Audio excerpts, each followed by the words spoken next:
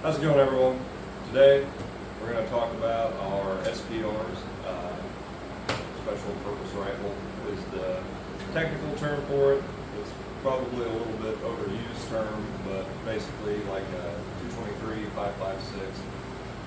It's set up to shoot a little bit farther than your traditional ranges with it. Typically they might have a little longer barrel or a higher power optic to run on the top to make sure that you can get those first round hits at a distance. And basically we're just going to go over these two different builds.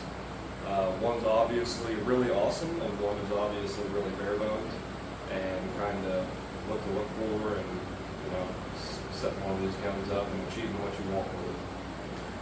Alright guys, so this is my SPR. The core of it is a 16-inch saber defense. It's got a 1/8 twist stainless fluted barrel, saber defense upper, and it's got a BCM key mod rail. It's a 15-inch rail. And starting back here, I run a V5 system SOP mod. Best stock ever made.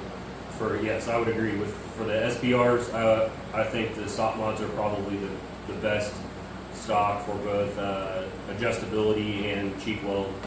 I've ran a PRS, a Magpul PRS Gen 2 on this before, and if it were going to be only a bench gun, I do like that stock, but it's considerably longer and there's no adjustment as far as length of pull really in it quickly.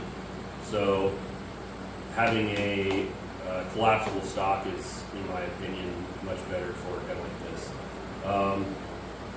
Viking Tactics 2-point padded sling, BCM gunfighter charging handle.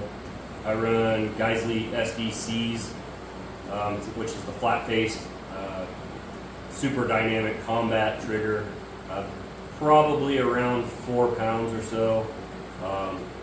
And I love these triggers. They're not too light, and you can still use them for precision work, no problems. Single or double?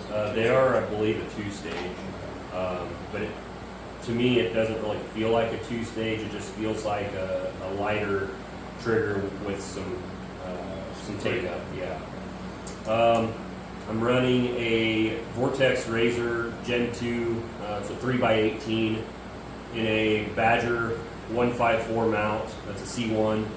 And then I have I think it's a Holosun 403B, I believe is the model, over here on the right side offset at 45. Got the Badger diving board, a Vortex Impact 4000, and Lurf. And then moving forward, I typically run this gun with 20 round mags, just for, you can shoot off of a bipod that way pretty easily. You throw a 30 round in there and it makes it a little harder to shoot off of the bipod. It just looks good too. And yeah, and you got the 20 round vibe. It's so hot. B&T Industries Atlas bipod. I can't remember which model this one is, but it's the one that mounts to a Picatinny rail. It's not the QD one on this gun, I don't believe. No, it's the direct mount Picatinny. Surefire 640 turbo and the 7.62 RC2. If you have not shot a 7.62, a longer can like this on a 14.5 inch to 18 inch rifle, it is super pleasant. And for a gun like this, like I could throw a standard RC2 on it and do somewhat close range engagements with it. But the main use of this gun is I shoot off of a tripod a lot. I coyote hunt with it, and then it also gets shot off of a bench. So I'm not generally lugging it around a lot. So the longer can doesn't affect me as far as what I use it for, and it sounds awesome.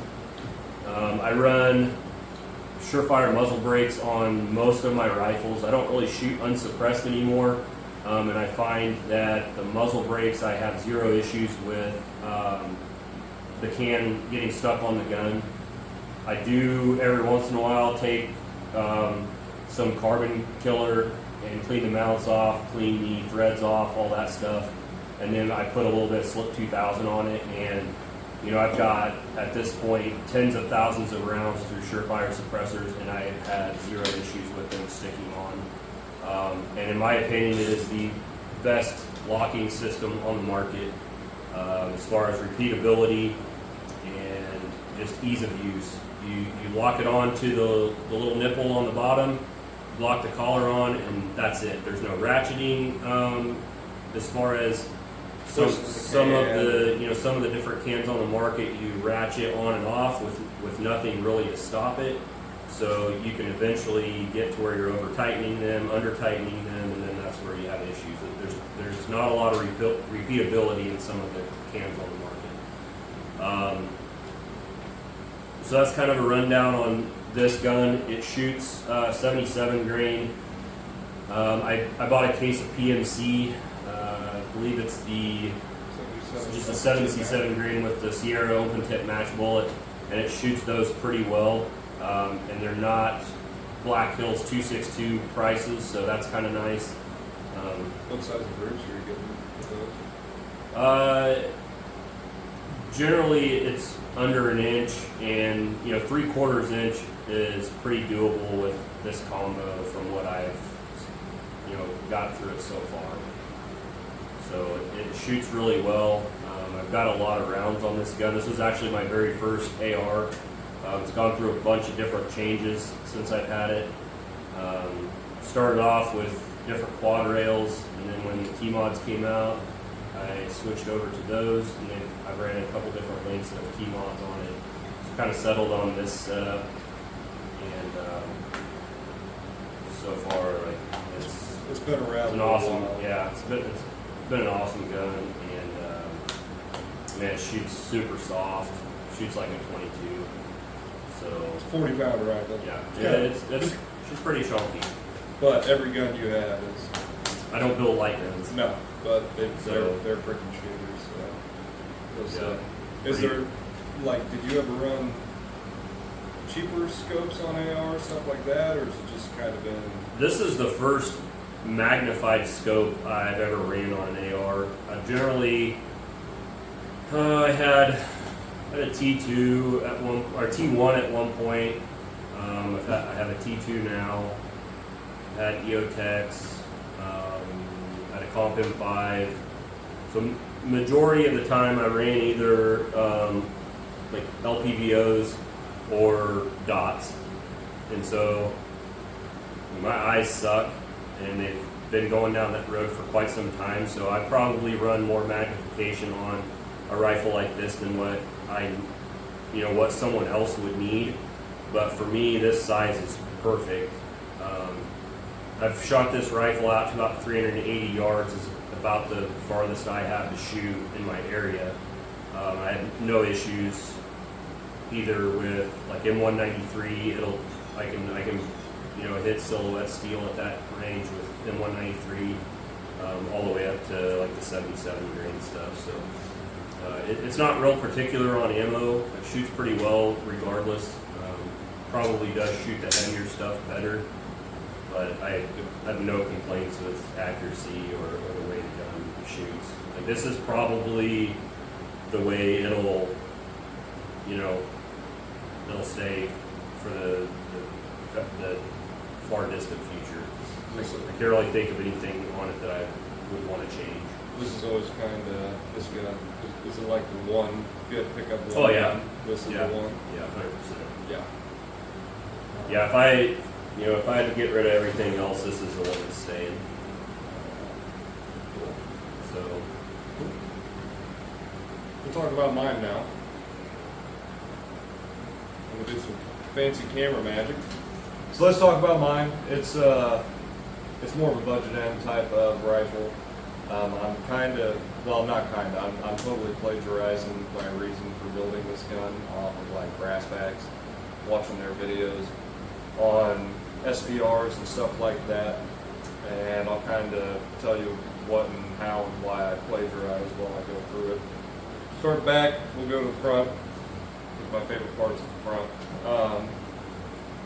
Anybody who doesn't like Surefire suppressors, I'm poor.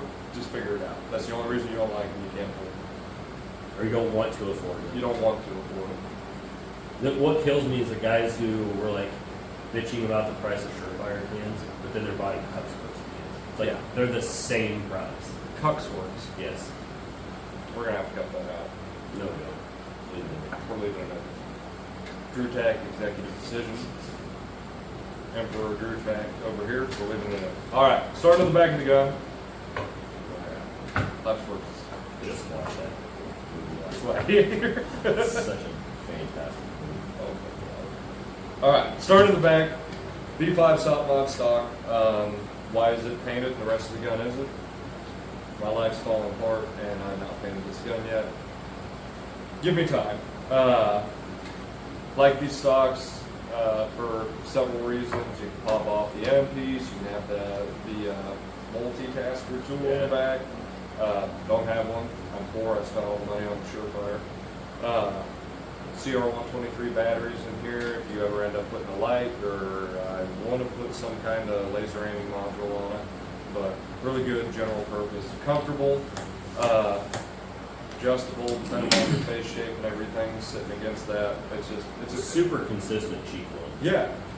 It's Like for what are they, like $70? yeah. There's other great stocks. Like I love Manual CTRs. Yeah, they're probably one of the best stocks ever made.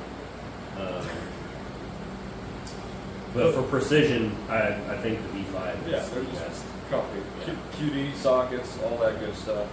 They actually rotate a full 360. They don't stop at one particular thing. That's the one thing I don't like about like my CTRs is they don't rotate fully in the cup. Oh, okay. I was like, I don't want Which to is not like a spend huge. It's not like a huge deal, but like I fold all my slings like this to keep them out of the way, and it makes it kind of like it kinks it a little bit to where you can. Yeah. Moving forward, it's on an Arrow lower. Nothing special. It's cheap, and I need a lower. Ended up putting a Battle Arms ambi safety in it. I don't really care if it's ambi. I just like having it's a 60-degree throw. I really like that. And they say when you're shooting precision, you ride this side of the gun, and I'm not that great of a shot, and I haven't gotten that far into it yet, but I'm sure at some point I will be glad I have the ambi safety. Geisley trigger, 2-stage trigger. Which model is yours? I think it's the same as yours. Is it flat face? Yeah. Probably. Yeah. I think because you got that from me, didn't you? Yeah. Yeah, that's an SDC. SDC. Geisley SDC. I had this in my short guns for a long time. Ended up putting a little heavier trigger in my short guns and figured this trigger would be perfect for precision shooting. And then moving up, so the upper is a hodgepodge of stuff. The receiver itself is a blend BCM upper. I bought this whole upper on tax swap mostly because it was like $180, and it included the BCM handguard, which is my favorite handguard. I love the locking system on it. Like I've never put a handguard on other than a BCM, maybe like the Daniel Defense or something. But me personally, I've never put a handguard on and been more impressed with how it locks up than a BCM. So I ganked it, kept the barrel. It's an FN barrel underneath it, 14.5 pin and welded. Got a blend BCM upper receiver group, and then mystery meat bolt carrier group. I got no idea what it is. Charging handle, BCM charging handle is a blend 1-2, so save good little clip of money on putting this gun together.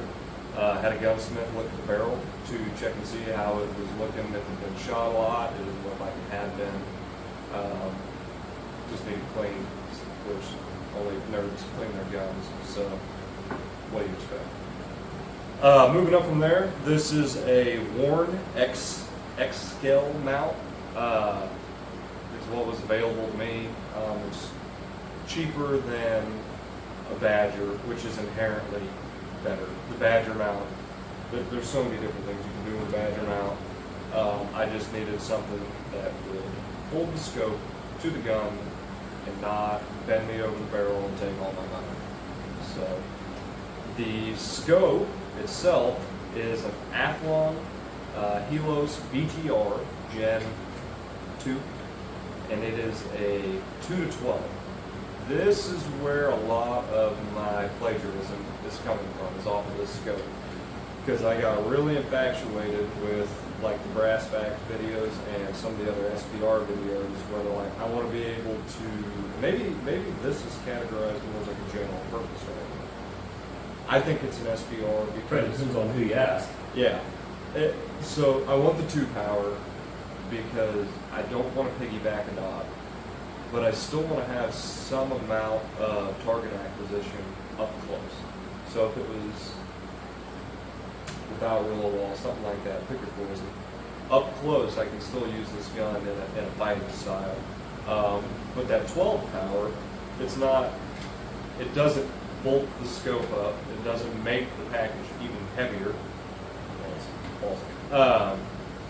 But that 12 power is enough to give you good magnification if you have decent eyesight. Sorry. God, your eyes suck.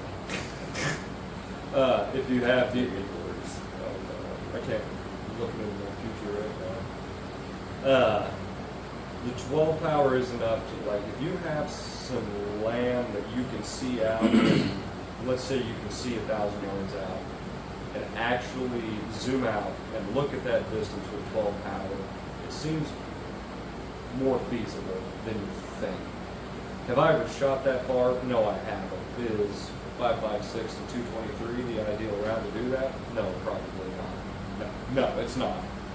But the goal with this gun to me is like an intermediate 4, 5, maybe 600 yards. If I can do that consistently, that's the whole goal of this gun. If I can go from 0 yards to that 4, 5, 600 yards, that's all I want this gun to do. And the scope really seems like it'd be able to do that. It's got a BDC reticle of some sort. I'm still learning it.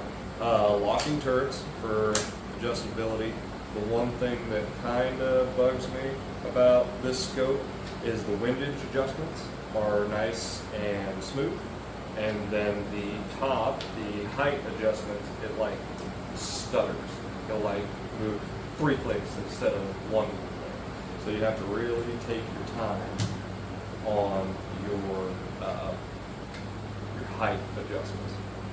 Side parallax on the scope works fine. It's an illuminated reticle, so that up close you need it to act kind of like a dot.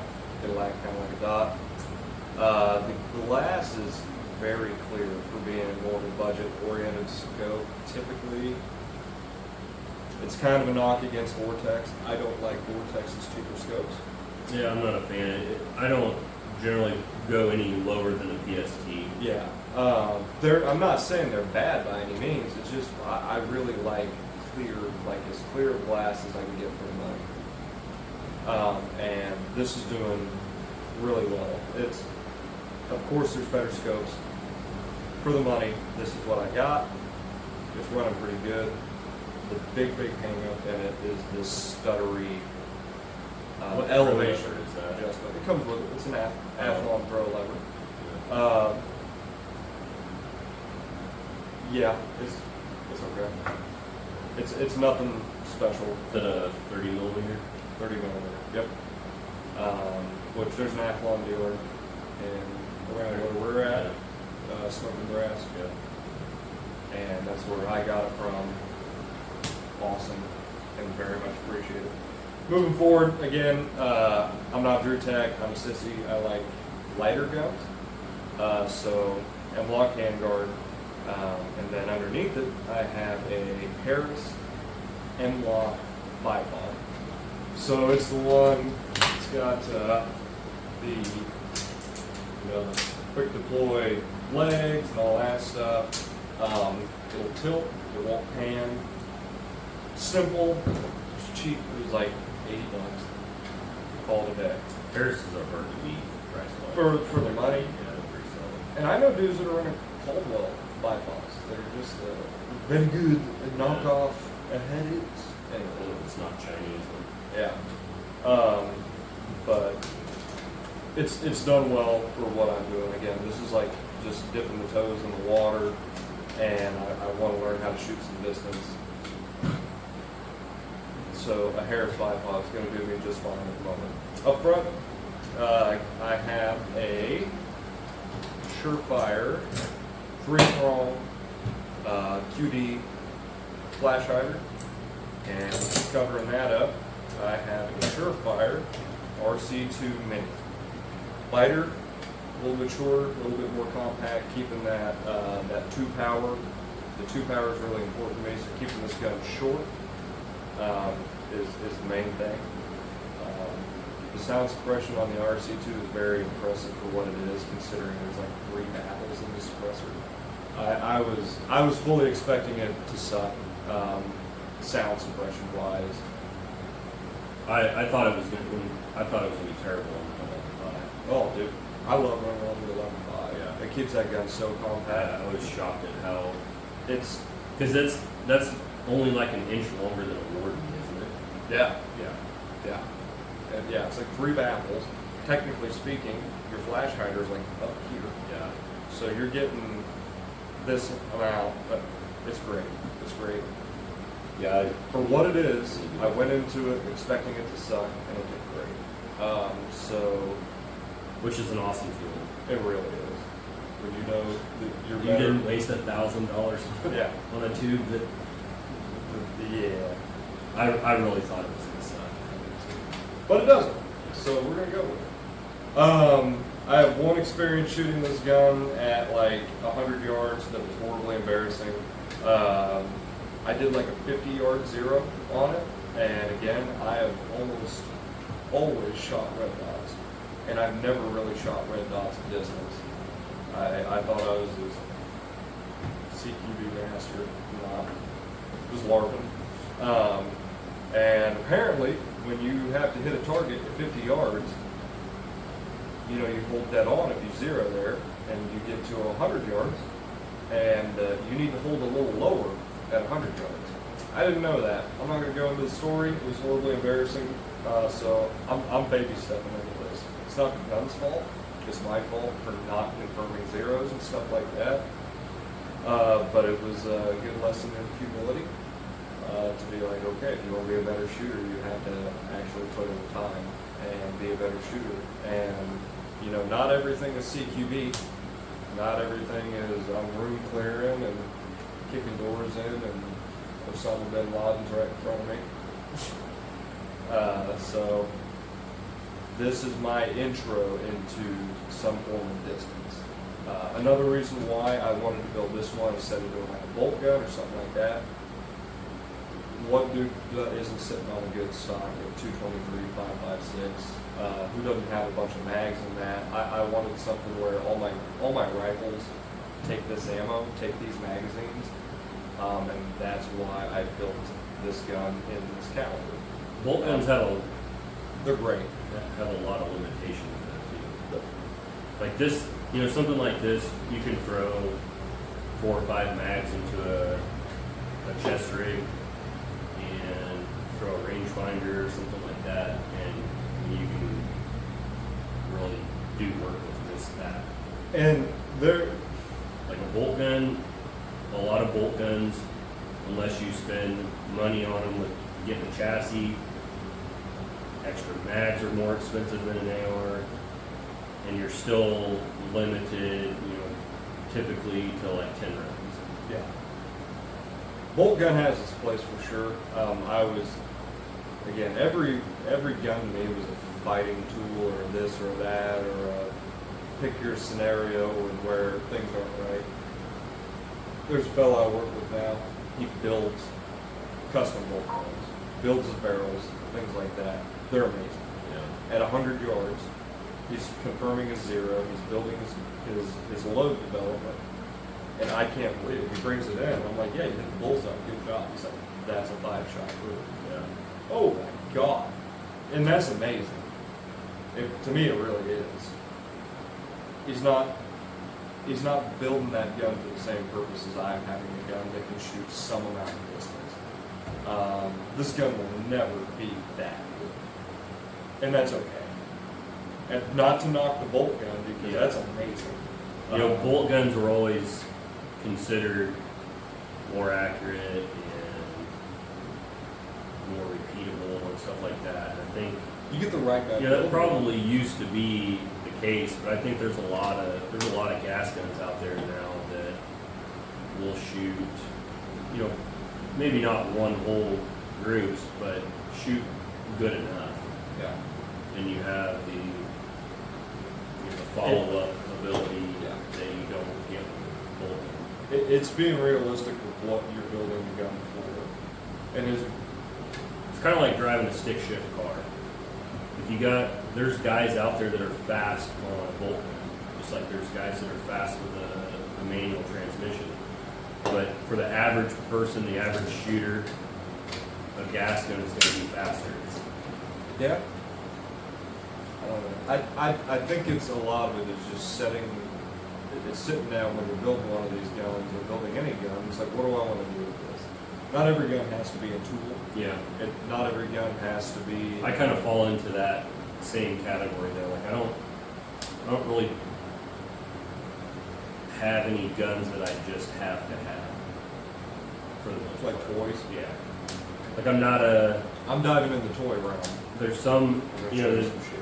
there's people that, you know, like Desert Eagles and big caliber revolvers are their thing. Like that's not really my. Recoil junkies. Yeah. And, That's not really my. and I mean that's you look into it, and I was always really closed-minded about how I wanted people to have guns. Because to me they were a tool. Yeah. They are a tool. And they're a good one. And good people need to be armed. That doesn't mean that every single gun you buy, this is what I'm gonna do this with. Like you just want to have fun, just have fun. But I think these are definitely set up for a purpose. Yeah. And Well, I think if you set up the right gun for what you intend to use it for, like these are fun guns to me to Yeah. shoot. I don't think you have to have have to make the distinction of, well, I only have this gun because I just like to shoot it, but it doesn't really serve a purpose. I think you can have guns that serve a purpose and, you know, be fun to shoot. And, like this is my favorite gun to shoot, long gun wise. But it also, you know, it serves a purpose for me also. So. And I'm looking forward to getting away from shooting everything 25 yards and in and trying to learn how to stretch the legs on like this caliber. And I think that's going to be the most fun about shooting guns in a while. Yeah. If I like sitting down behind a gun and I do too. I'm shooting groups. Like, you know, I'm finding out, like, you know, I went to a gray-beard actual red dot pistol instructor class here about a month ago, and it really kind of taught me, like, you know, I've spent all these years shooting, and I never really went to the range with a plan or with like, hey, I'm going to work on these drills, and I think, you know, I probably wasted a lot of good years. Yeah, a lot of ammo, a lot of good years that I could have really been improving on based on that fact alone. It's like, you know, I'm not a terrible shooter by any means, but I think after that class, like, it really showed me, like, man, I could have been so much further ahead than I am now had I just had some form of structure and you know, had drills in mind and stuff. You know, like, when was, you know, I'd never shot a bill drill up until a couple of years ago. Yeah. And, Yeah. you know, drills like that should, you know, people should instill in their range days, you know. You can push yourself. Once you have a better. basic understanding of your safety and all that stuff, and you're ready to start advancing those skills, like, you know, that's a staple drill that I never shot. Yeah. Yeah. like there's a lot of good drills out there that, you know, I never took to the range with me, and I never really had a plan. And, you know, here I am going to be 42 this year, and I feel like I'm just now realizing how good I could have been. Like, I'm shooting pretty well now, especially my pistol. And it, you know, instead of like being happy with where I'm at, I'm like, damn, I could have been, you know, this much faster had I done this 10 years ago instead of, you know, starting to get serious about it 2 years ago. But it's just like this. I mean, I don't think I would have put in the time or ever wanted to put in the time to get good with a scoped rifle. Yeah. Had I not just been wholly embarrassed. Yeah. And so, Well, like you said, like, it's fun every once in a while to not go to the range and burn up 300 rounds of rifle ammo and still feel like you accomplished something. yeah. Like going and shooting, you know, this and shooting groups or whatever, or you know, different drills that you could shoot with like an SPR. It's just as enjoyable as going and shooting, you know, 300 or 400 rounds through like your Mark 18 or something. Yeah. Yeah. Having some kind of structure is Yeah. nice. So, also, if anyone has any, do you know any like SPR drills? Anything like that? So I've been watching a lot of barrel and hatchet videos, and he probably is like, in my opinion, that I can think of right offhand, like the SPR guy on YouTube right now. Okay. So he's got he does a fair amount of pistol shooting, but he also runs, you know, a similar, you know, probably 14.5 to 16-inch gun. Okay. He's got a lot of different drills and stuff. So Well, I think that about wraps it up, right? yeah, that's just Anything you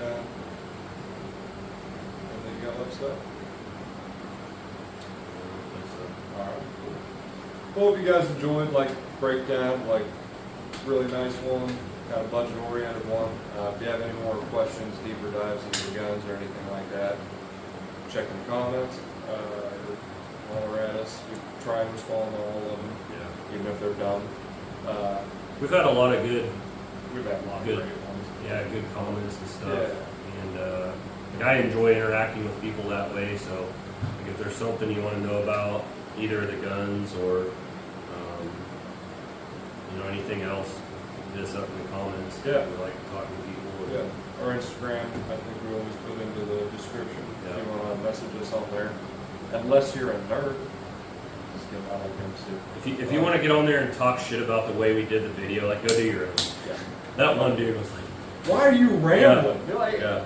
Like, just cut to the shooting. It's like, well, people want to know what the setups are and all that stuff. I'm a setup nerd. You're Yeah. more of a shooting guy. I don't know. I like talking like specifics about guns too. But yeah, that guy, man, he's just like Hey, Matt. Big reading Matt. hard about the way we did that suppressor video. It's like, go do your own, dude. Yeah. It's like a, anyway. I don't have enough time in the day to argue on YouTube with one guy. Like I do most of the sometimes. feedback was pretty positive in that video, except that one guy. It was just Yeah. funny. Yeah, he's like, it was like somebody hardcore offended him. I watched the video. Yeah, we're all full fences. Yeah. Anyways, other than that, thank you guys for watching the video. Hope you enjoyed it, and hopefully we make another video again that doesn't take 4 months to shoot. So, thank you. Bye.